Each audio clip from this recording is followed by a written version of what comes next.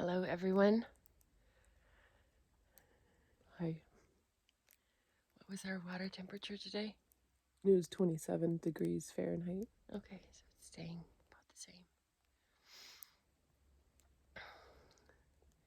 So we thought today we'd share a bit about how cold plunges can be really helpful if you have chronic pain or if you're suffering from depression and anxiety, but especially depression.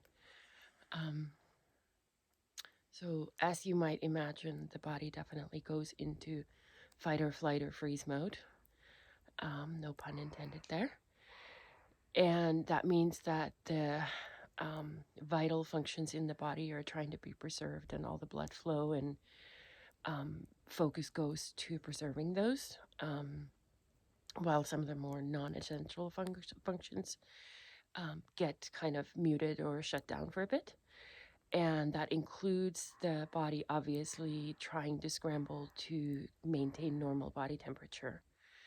Um, and the hormones and chemicals that are therefore produced in the brain more in a more pronounced way are some of the same hormones that actually help with lowering the pain signaling in the brain and also lowering or actually activating parts that have been underactive when somebody's depressed. So a lot of doctors will say to people suffering from chronic pain, that the pain is in your head. And as the patient, that's always or can be a really sort of offensive thing to hear. But actually, at its root, it's really, really true. Like, yes, we have a real pain generator, but what happens is the brain actually ends up getting stuck in a loop where it not only signals that the pain is there, it keeps signaling it louder and louder and louder, and some other functions in the brain get hijacked as a result. So, um, one of the things that people who have chronic pain can tend to experience is that their ability to control their body temperature or their body thermometer is just kind of out of whack. They used to be cold, now they're hot. They used to be hot, now they're cold, or they're just kind of unpredictable that way, or their body coordination or memory or different things like that start to get a bit less competent. And that has to do with the brain hijacking neurons to continue to send stronger and stronger pain signals, which involves a neurotransmitter called substance P. And one of the countering neurotransmitters that can help suppress that is GABA. So those of you that maybe have some nerve pain, and especially in the US, you might have heard or you might be on gabapentin, which is a medicine.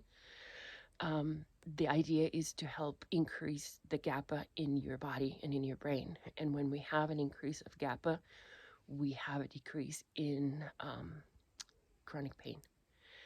And also the kind of underfunctioning and undersignaling that happens during depression um, gets halted in cold plunges, because obviously it's kind of like you can imagine your brain starts to kind of scream like, hey, something's going on, oh my god, we need to do something about this, get going, like get motivated, move it, get off your ass, and blah blah blah.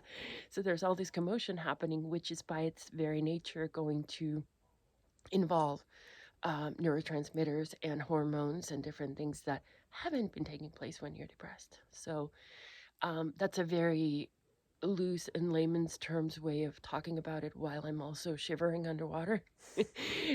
We can tell you more about that. But if you're really curious and you want to know what you might do if you have some chronic pain or if you have been suffering from depression, this can be one of the better things, easier, cheaper things you can do for yourself. And it does Free. not, yeah, it's free, and it does not have to look this dramatic. Like, you don't have to come into a cold, icy pond. You can start with cold showers or Cold dunking face stone. dunking your head into or your face into a sink of ice water, or there's many smaller, less intense ways to do this. So that's what we're really passionate about in sharing with you, is just how to take a bit of control of your own health, mentally, emotionally, physically, especially during these times when that can be a bit more challenging.